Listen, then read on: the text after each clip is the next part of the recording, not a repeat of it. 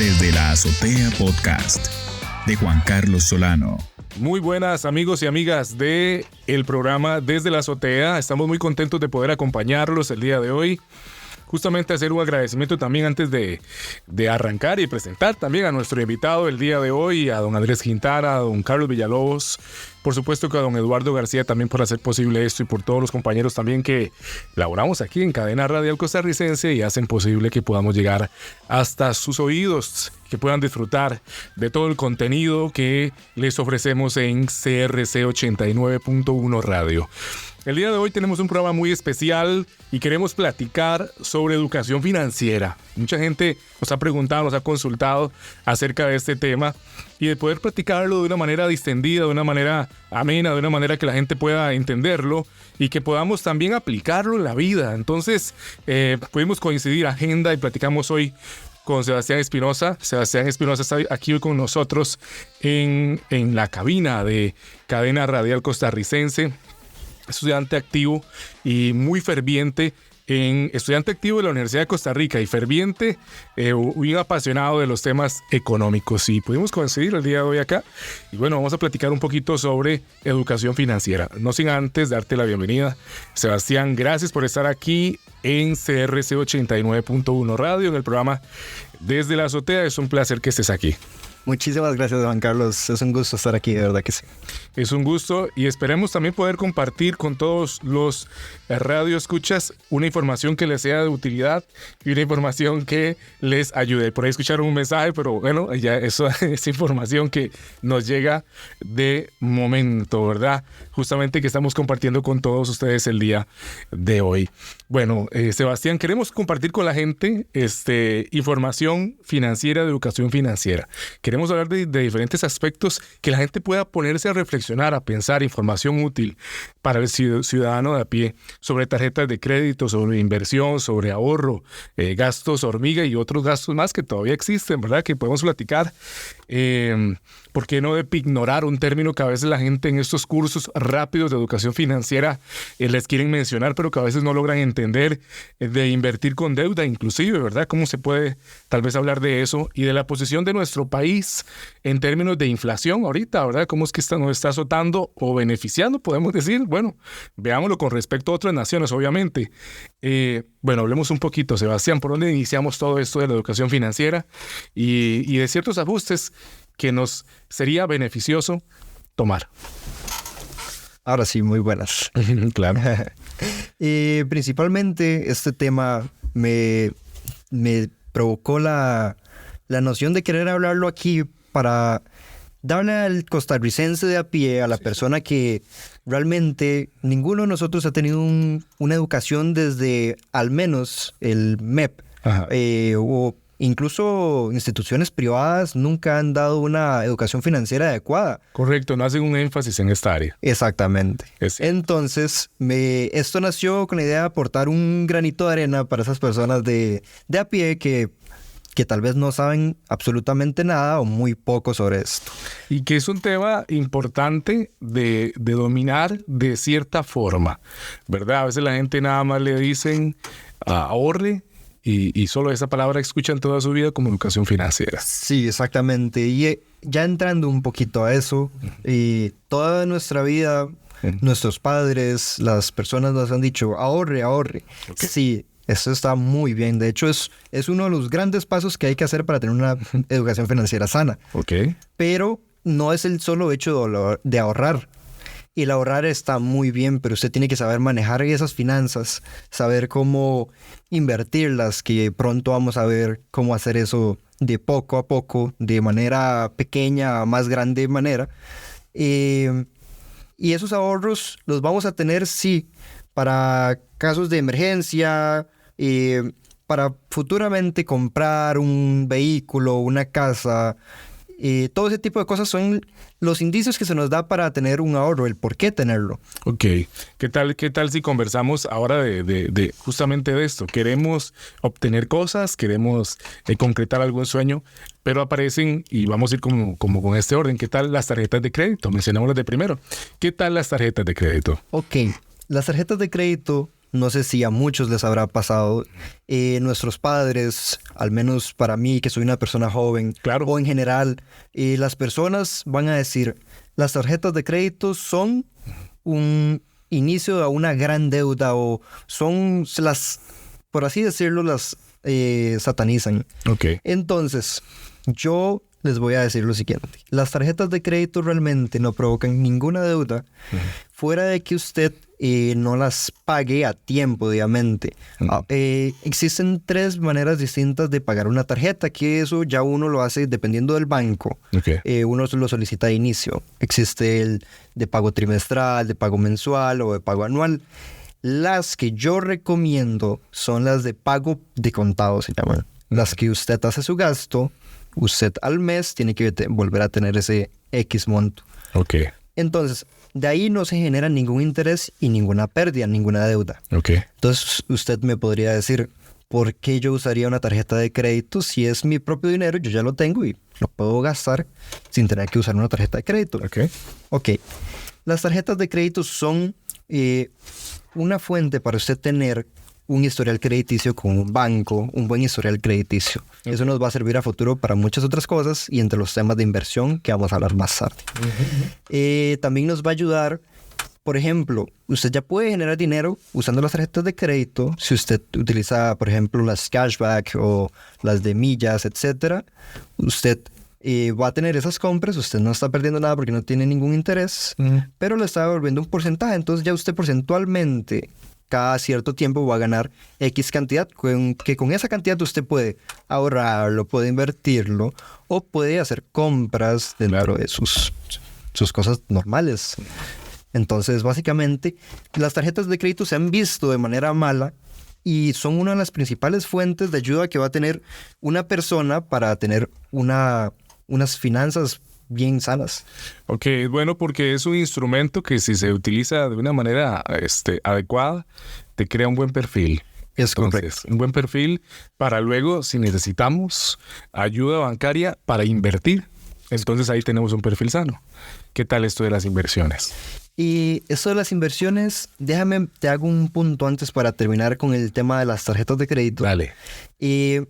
Con las tarjetas de crédito el mayor riesgo que podemos llegar a tener son cuando uno tiene que hacer un gasto en caso de una emergencia. ¿Qué pasó? Se me jodió el carro, alguien se accidentó, tengo que comprar medicamentos. Así. Esos son los mayores riesgos de la tarjeta de crédito, el tener que usarlos para ese tipo de acciones o que me robaron tanta cantidad de dinero, etcétera. Esas son las únicas puntos negativos que podría llegar a tener una tarjeta de crédito, que más que negativos te están ayudando. Si es una emergencia, algo de vida o muerte, lo tienes y es algo que necesitas tener. Entonces podemos verlo de esta manera también. Y quería terminar este punto para aclarar los puntos débiles que podría tener una tarjeta de crédito. Claro, porque nos satanizan. En algún momento pareciera que entonces no debemos de tener nadie una tarjeta de crédito, ¿verdad? Realmente sabiéndola utilizar, sacándole provecho, nos puede ayudar con nuestro perfil. Y entonces nos dices que eso nos puede llevar a tener una buena fachada, ¿verdad? Para los bancos si quisiéramos invertir. Es así. Ok, ahora sí, correcto. Para querer invertir, ya teniendo un buen historial crediticio, una buena fachada ante el banco, podríamos a futuro querer comprar una casa, por ejemplo, que es una de las formas de inversión más comunes, los bienes inmuebles. Lo bueno de los bienes inmuebles es que tienen una evaluación no tienen devaluación, más bien su valor incrementa con el tiempo. Ok. Eso ya hay que hacerle un análisis, no hay que hacer ninguna compra sin ningún estudio o análisis previo de por qué hacerlo. Ok. Con las casas, con esta deuda que generamos con las tarjetas de crédito comprando una casa, nosotros vamos a tener que pagar mensualmente una cantidad, sí, es una deuda ya.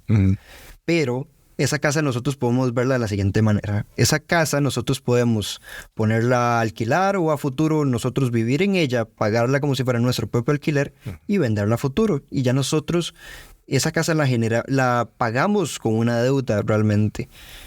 Pero estamos viendo la otra forma, el alquiler. Con un alquiler tú puedes ponerle un ejemplo de que el préstamo tienes que pagar 300,000 colones por mes. Ok. Porque ya es una casa grande, los ejemplos que tú quieras ponerle a esta casa. Ok. Pero tú puedes alquilar esta casa por 450,000.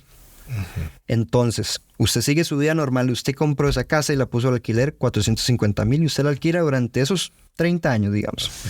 Entonces, durante esos 30 años, usted con esos 450,000 por mes paga 300,000 y usted se queda 150,000. Ok. Entonces, esos 150,000 usted los puede usar para otro tipo de cosas, pagarse un propio alquiler si usted no tiene una casa propia, etcétera. Pero usted nunca está perdiendo y después de esa cantidad de tiempo, usted va a tener un bien inmueble que va a ser propio, totalmente pagado sin su dinero. Realmente fue un dinero que usted pidió prestado y se estaba pagando solo. Nunca usted tocó de su propio bolsillo. Bueno, increíble, y lo que nos indicabas también al inicio, que los bienes inmuebles, conforme pase el tiempo, va a ser nula, casi que nula, por no decir nula, habrá la posibilidad de que se devalúen. Generalmente van a aumentar su valor, por consiguiente, ese bien inmueble que conseguí a cierto precio, valor mercado, luego ese valor mercado es mayor. Es correcto.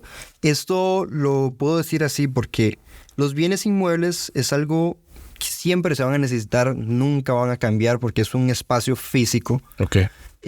A diferencia de otros bienes como los automóviles. Un automóvil, usted puede generar una deuda de un automóvil, sí, pero si usted compra un vehículo de agencia y en el momento que usted lo compró, lo pagó, usted tiene esa deuda, pero en el momento que ese vehículo sale, vale entre un 10 y un 30% menos instantáneamente. Increíble. Entonces ya de minutos de que atraviese el portón. Es correcto. El portón de la venta de... Ya se devaluó de dinero que no es suyo, se devaluó hasta un 30%. Entonces, aún más pérdida. Considerando eso, usted va a tener que pagar mes a mes más dinero. Okay. Porque usted lo va a pagar por más tiempo y eso tiene una tasa de interés. Uh-huh. Y el vehículo no va a incrementar su valor. De hecho, además de este 10 a 30% que pierde instantáneamente al salir de agencia, cada año por digamos la vejez de este vehículo va a reducir su precio en más porcentaje. Y así, digamos, si es una inversión de 5 años, va a perder su valor durante 5 años adicional. Entonces su valor se va a decrecer muchísimo. Importante esto de cuando queremos invertir, qué buena opción es entonces invertir en bienes inmuebles, sea una propiedad, sea un departamento, una casa.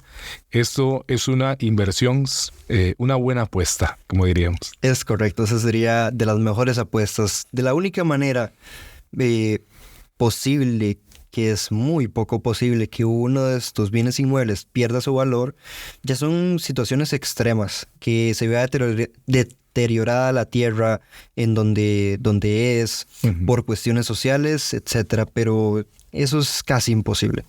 Bueno, y yo creo que eso nos lleva también a otro punto importante a tratar, que tiene que ver o se relaciona, pienso yo, usted me va a indicar, le va a indicar a los oyentes si estoy equivocado o no, que es otro aspecto que nos puede mejorar la calidad de vida y tiene que ver con no la inversión, sino el ahorro. ¿Qué tal? ¿Qué podemos comentar? ¿Qué podemos platicar acerca del punto del ahorro? Por supuesto. Y el ahorro, como digo, es la base de todo. Es literalmente la tierra donde usted pone los pies. Okay. Interesante ese punto. Por supuesto. La tierra donde se ponen los pies. Los ahorros van a ser buenos porque para futuras inversiones usted necesita una base específica. Usted no va a depender de que todo se lo va a dar alguien. Okay. Usted siempre va a tener que tener algo en donde apoyarse. Entonces, usted inicialmente, cuando pide un préstamo, usted tiene que tener una parte. Uh-huh. Los ahorros también ayudan en casos de emergencias, en caso de que usted se haya accidentado, como decía antes. También las tarjetas de crédito, para eso funcionan, pero usted debería tener un ahorro por detrás para ese tipo de cosas, para no tener que recurrir a una tarjeta de créditos en ese tipo de situaciones. Los ahorros siempre van a estar ahí presentes para ese tipo de emergencias. Okay. Pensar en comprar un carro, por ejemplo, con ahorros, es algo que está mal, por el sentido de que no está mal, sino que si usted tarda ahorrando durante 3 años para un vehículo, usted cada año por cada colón que usted tenga, ya sea en efectivo o en el banco, va a perder su valor. Esto debido a la inflación. Ok.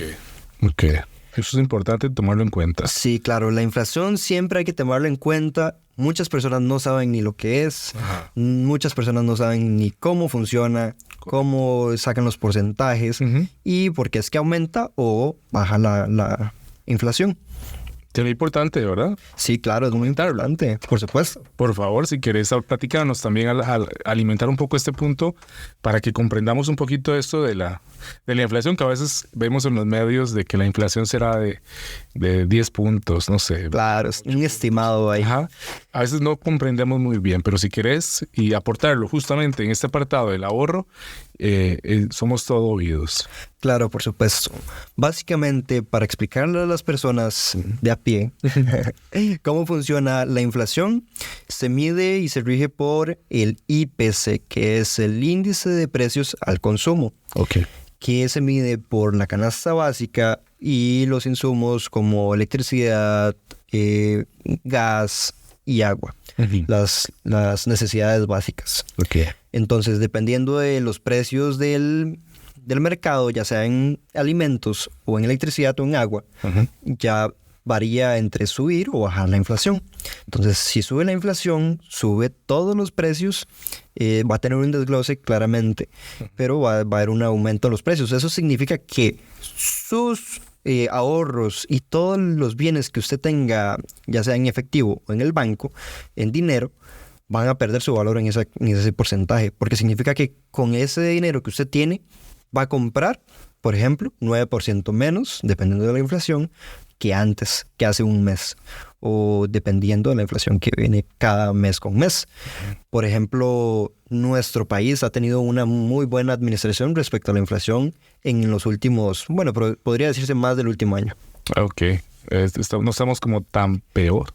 No, de hecho no, estamos muy bien respecto a ese tema. Mal. Qué bueno eso y qué interesante saberlo. Entonces, sí, es un dato que nos afecta y que a veces la gente ignora o deja pasar, pero que puede evaluar entonces, de cierta manera, a ver, nuestros recursos, ¿verdad? Lo que tenemos ahí, nuestra ollita ahí de oro. Exactamente, esos guardados que tenemos siempre en algún lugar o en el propio banco. Debajo del colchón. Exactamente, o debajo del colchón, estén donde estén. Usted puede decir que el banco, puede decir donde sea usted. Claro, porque el dinero me alcanza para menos. Exactamente, te alcanza para menos. Si antes comprabas, decirte 3 bolsas de arroz, ahora te alcanza para 2.5. Claro. O 2.6, dependiendo de la inflación. Entonces, tener los ahorros sí está bien, pero usted tiene que saber manejar esos ahorros. Hay enemigos como la inflación. Hay enemigos como la inflación. Ahí el ahorro es el hongo que se come. La inflación es el hongo que se come los ahorros, básicamente. Muy interesante esto con respecto a la cultura del ahorro. Cultura del ahorro que no estamos, por supuesto, también estamos de cierta forma incentivando. Claro, por supuesto. Pero que la gente comprenda también la totalidad, ¿verdad? Lo que implica y de los enemigos que pueden atacar estos ahorros. Pero hablando también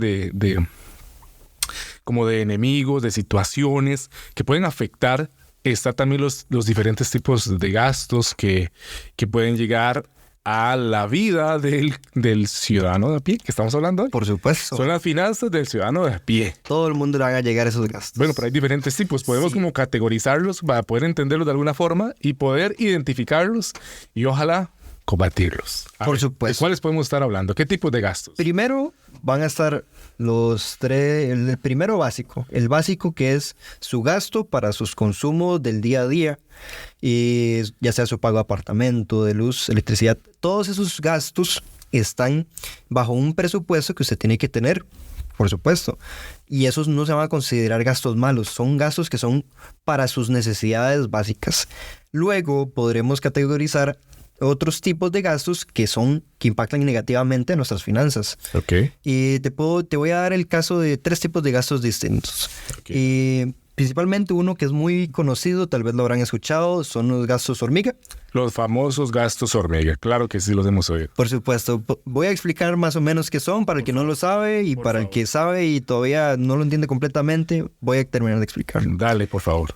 Los gastos hormigas particularmente son gastos que y no son para cosas, ya son fuera de los gastos principales. Si usted dentro de sus gastos principales considera que una bolsa de café 1820, es correcto, está perfecto. Entonces, los gastos hormiga consideran como ese café que usted se compra en una máquina o en una cafetería, ya fuera de sus gastos principales. Usted tiene su café en su casa, usted podría llegar a hacérselo. Es una forma de verlo. También, cuando voy y paso por comida rápida, de repente antes de llegar a casa. Exacto. Voy y por no querer ir a cocinar, voy y me compro una hamburguesa. Ajá. O sí, también pasa para las personas que tienen una clase de, ya sea vicios, como los cigarrillos, el alcohol, todo ese tipo de gastos van ahí. Exactamente, van carcomiendo sus finanzas porque son gastos que no se consideran necesarios. Son pequeños gustos, tal vez. Son pequeños gustos. Ese es el término, la forma de decir los gastos hormigas. Son pequeños gustos que nos damos, que poco a poco, si los acumulamos todos y los sumamos al final del mes o al final del año, es una gran cantidad de nuestro dinero. Okay. Es una muy gran parte. Ya me estoy poniendo a pensar yo. Ok. Por supuesto. Ahora bien, no digo que esté mal que usted de vez en cuando, una vez a la semana, vaya y se tome un cafecito en la cafetería de su gusto. Y tampoco estamos diciendo que seamos extremistas. Exactamente. Y que entonces hay que aniquilar y matemos las hormigas. Es correcto, pero hay que tener en cuenta... Con disculpa de los biólogos que nos escucharon. Por supuesto. Es una metáfora.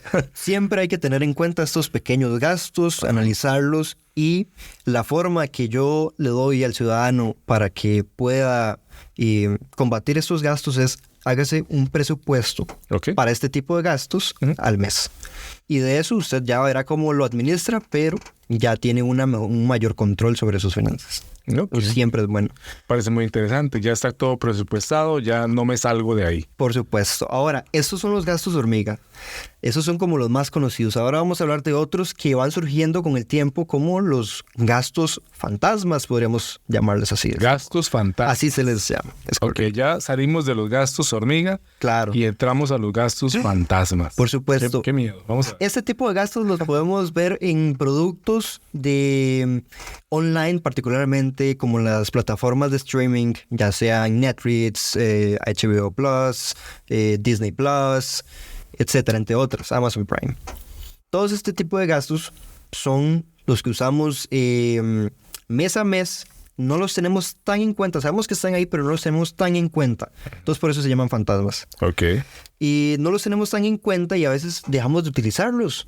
A veces, también entre estos están Spotify, iTunes, por ejemplo, que tienen ese también pago mensual.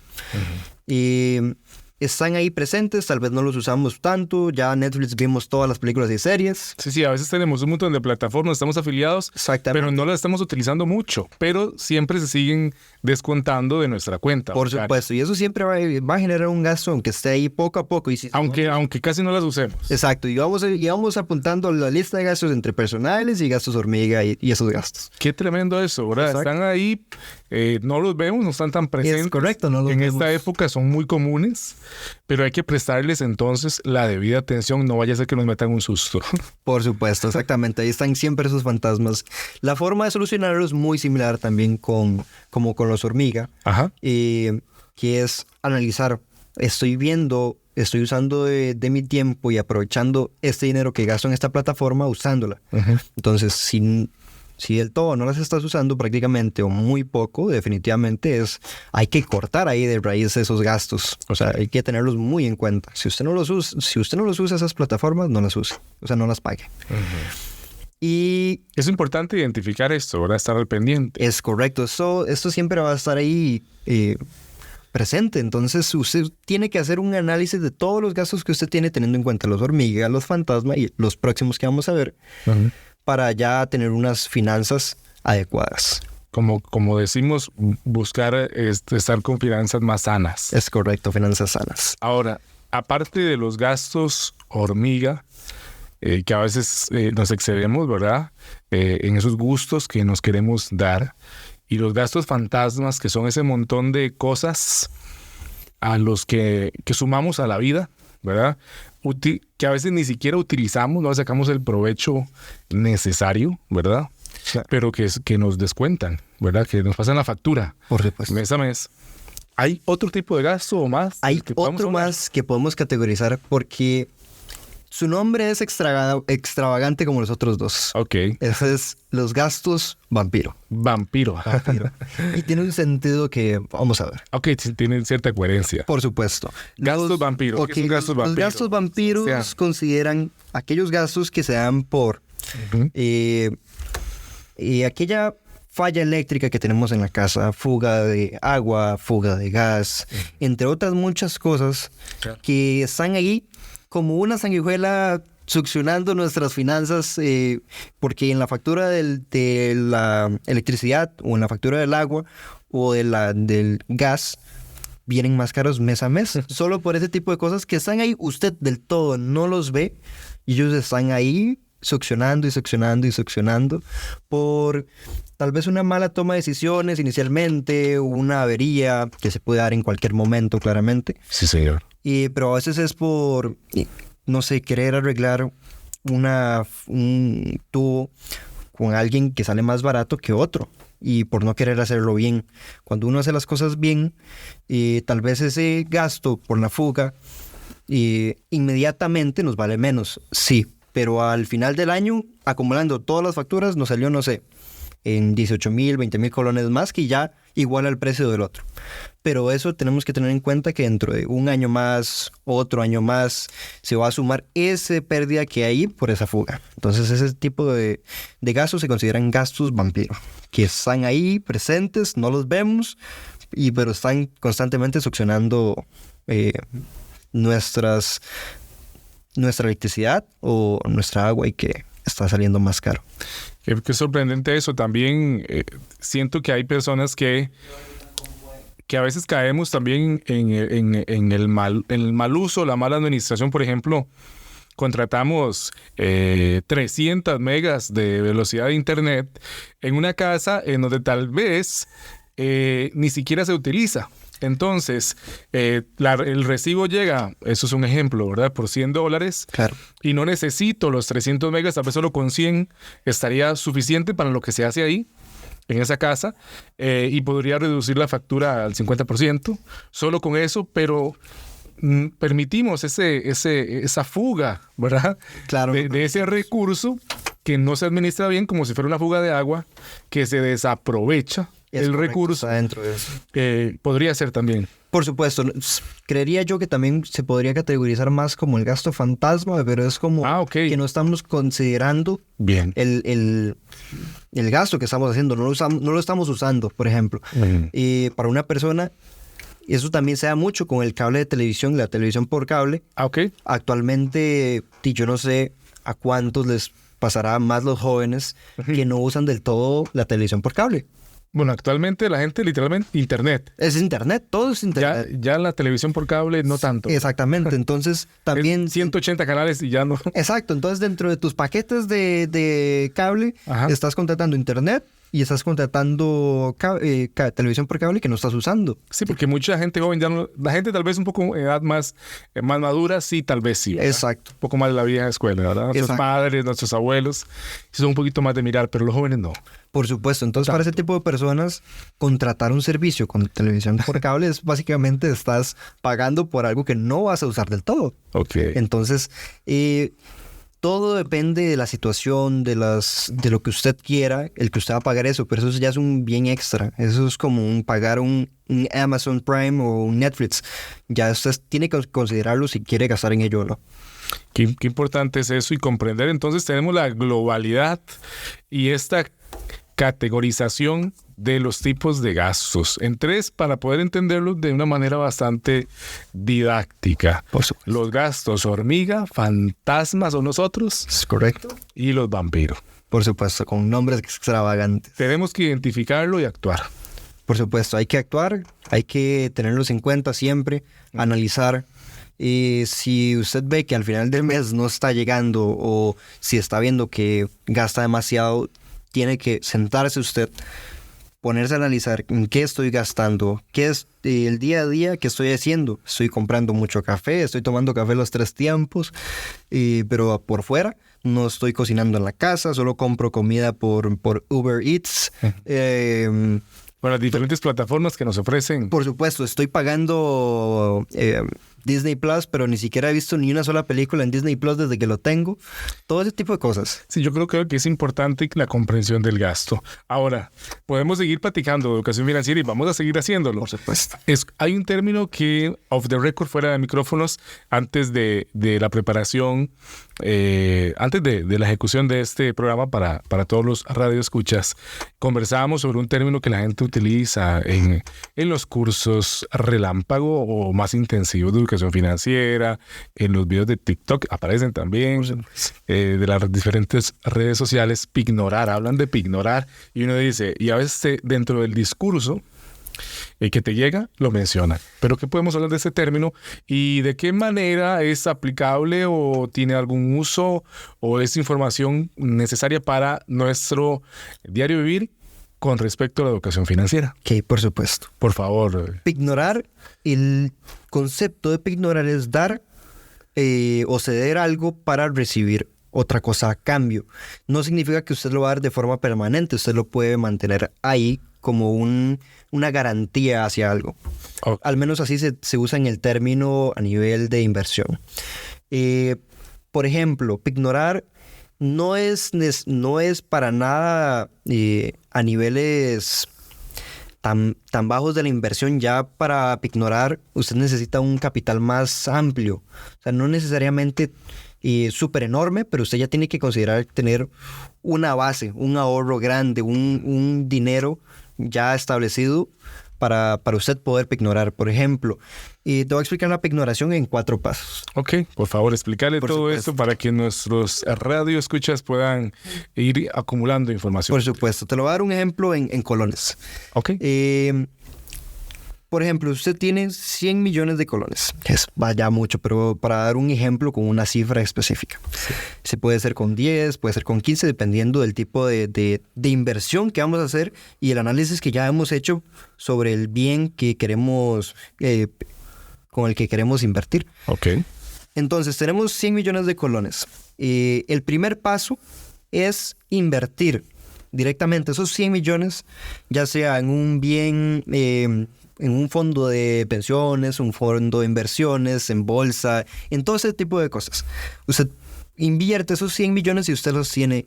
Ok, yo tengo este portafolio aquí que dice que yo tengo invertido 100 millones en un fondo de pensiones tal o en un fondo de inversiones tal, para no decir nombres. Muy bien. El segundo paso es decir, llegar al banco y decirle, bueno, yo tengo esto y lo quiero ignorar, cedérselo, tenerlo como garantía, para que usted me preste un monto inferior.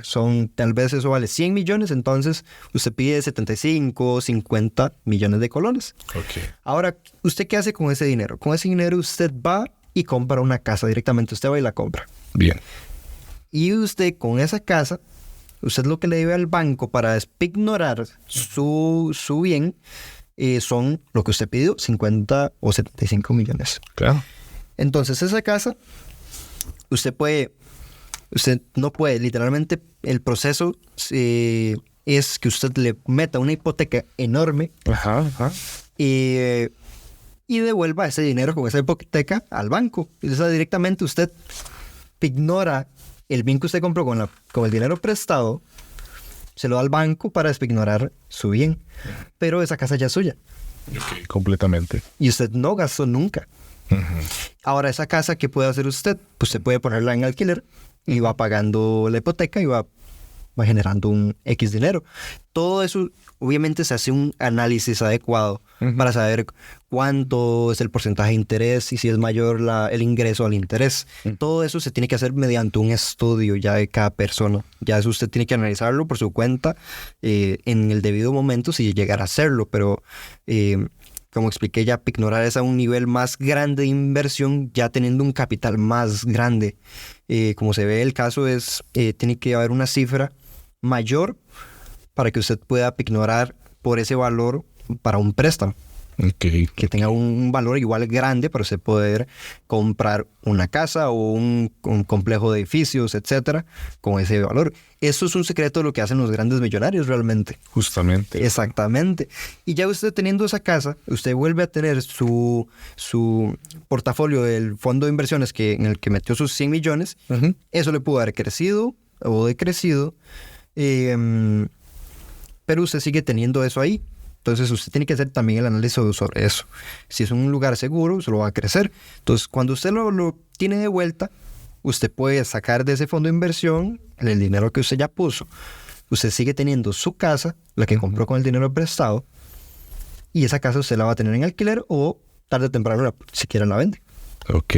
Entonces usted realmente ganó sin invertir de su propia bolsa. Definitivamente. Entonces ese es el término de pignorar para los grandes ricos que lo usan, o los millonarios que se aprovechan de esa forma de hacer dinero o obtener bienes sin dinero propio. Uno tiene que tener dinero propio, sí, pero al final no lo usa. Al final usted lo vuelve a tener, lo vuelve a tener en su bolsillo cuando termine todo ese proceso. Qué tremendo. Y bueno, yo creo que eso es importante porque ahora que las redes sociales están siempre tan cerca nuestro y la información va y viene y escuchamos estos microclips, ¿verdad? Estos shorts, ¿sí? O reels. Exacto. Y que nos llegan hasta nosotros con información, con términos que nos tientan a querer hacer lo que la persona hizo. Bueno, hay que comprenderlo, como usted dice, no solamente es como soplar y hacer botellas, hay que, todo es, el resultado de un análisis previo, ¿ok? Concienzudo, ¿verdad? Con conciencia, con cerebro también, que nos permita entonces comprender si implica tomar ese riesgo o no, ¿verdad? Claro, dentro de todo eso hay siempre que analizar las compras que uno hace. Las inversiones no necesariamente pueden ser solo en casas, solo en apartamentos. Uh-huh. También puede ser, como digo, si bien un vehículo pierde su valor, hay que tener conciencia de dónde lo vamos a comprar. No necesariamente lo vamos a comprar de agencia, porque ya ahí tiene un valor muy bajo. Uno lo puede comprar un vehículo con menor precio, por aparte, fuera de agencia, va a tener menos gasto, la evaluación ya va a tenerla, pero usted va a haber pagado menos que el que realmente lo pagó.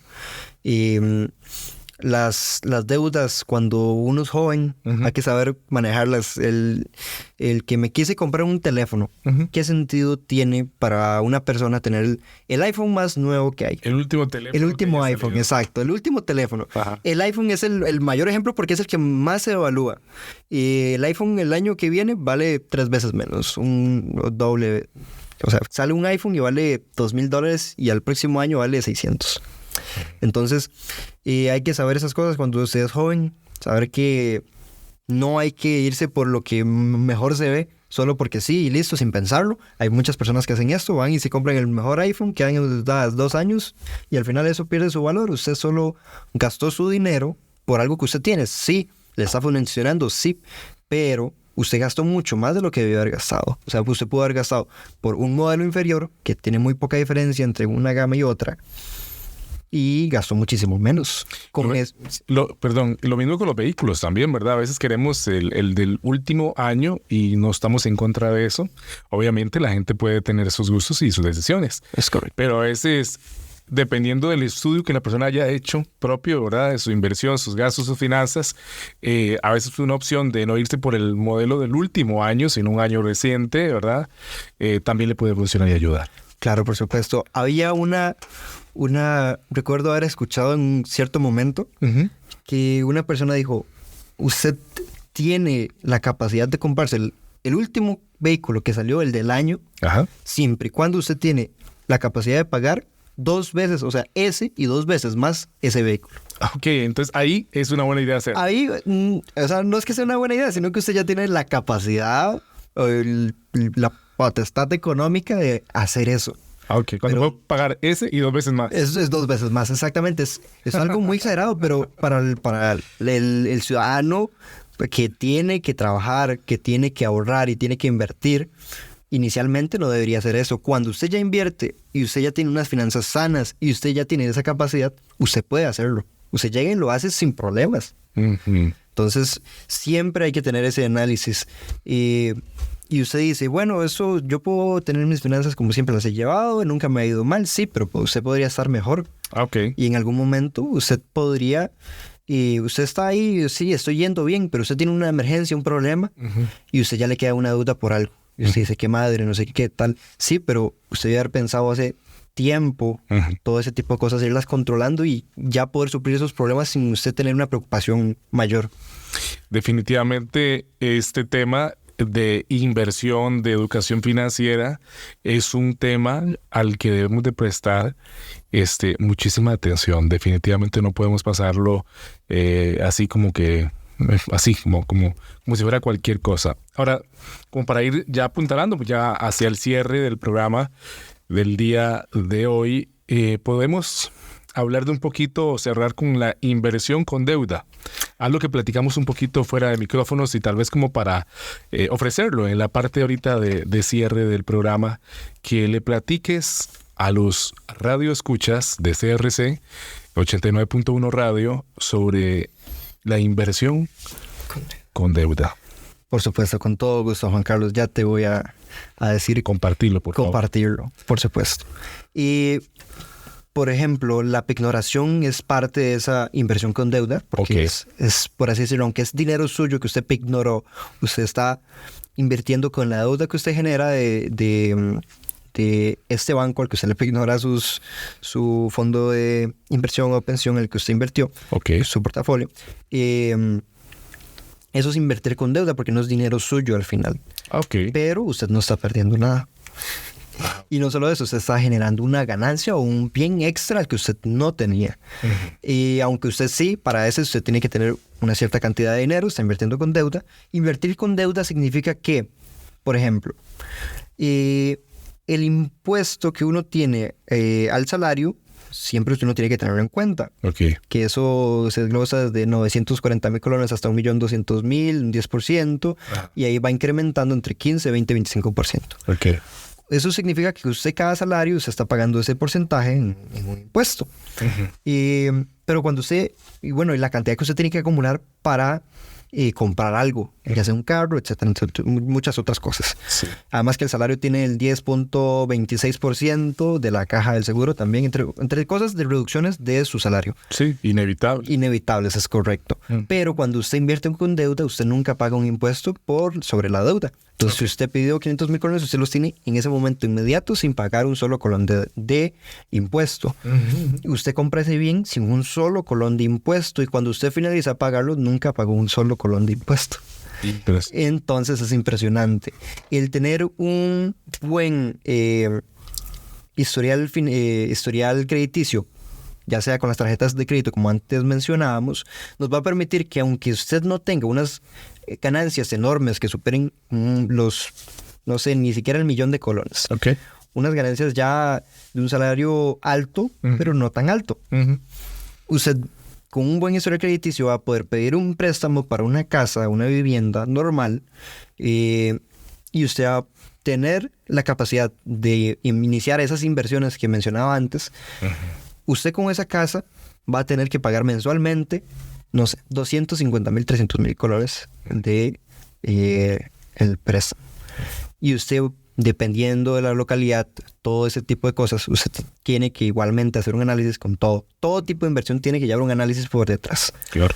Usted no puede invertir o decir, voy a poner mi dinero aquí solo porque sí. Y listo, porque he visto que este le funciona y así.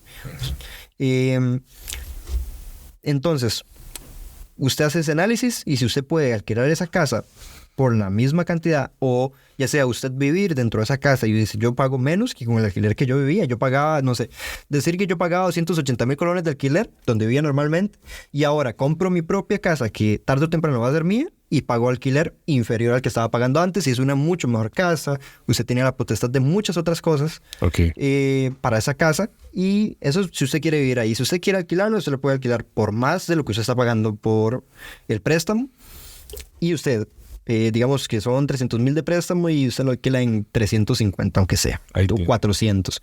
Usted ya está sacando un extra. Claro. Y algo que usted nunca trabajó durante 40 años para comprar una casa de contado, en el que usted pagó durante 40 años impuestos, caja de seguro y entre muchas otras cosas que están de por medio.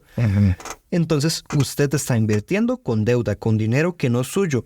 Entonces, principalmente para amasar fortunas, las personas que tienen grandes fortunas trabajan con dinero que no es suyo, con dinero que nunca tuvieron en su momento y que trabajaron con ese dinero para hacer el de ellos propio. Magnífico. Yo creo que nos dejas varias enseñanzas, Sebastián, el día de hoy, y también información útil para todos los radioescuchas, porque siempre buscamos en Desde la Azotea, de alguna forma u otra, que nuestros invitados ayuden a inspirar a los demás a hacer un cambio en sus vidas, a reconsiderar lo que han hecho. Vos sos bastante joven y es interesante poder platicar de estos temas.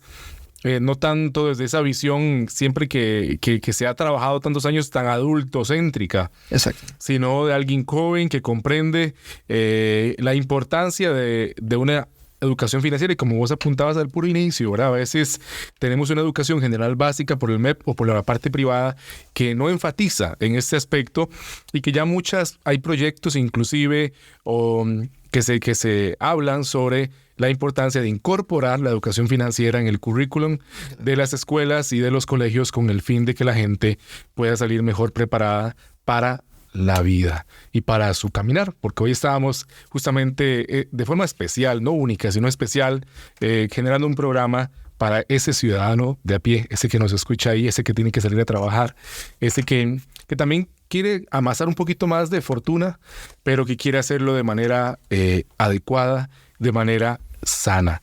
Sebastián, muchas gracias, ¿verdad? Recordarle a nuestros oyentes, ¿verdad? Que hoy estuvo Sebastián Espinosa con nosotros, estudiante activo de la Universidad de Costa Rica, un amante de los temas económicos, y ha sido un placer que hayas compartido micrófonos aquí en Cadena Radial Costarricense el día de hoy. Muchísimas gracias. El placer es totalmente mío, Juan Carlos. Un gusto haberles platicado a los oyentes sobre este tema.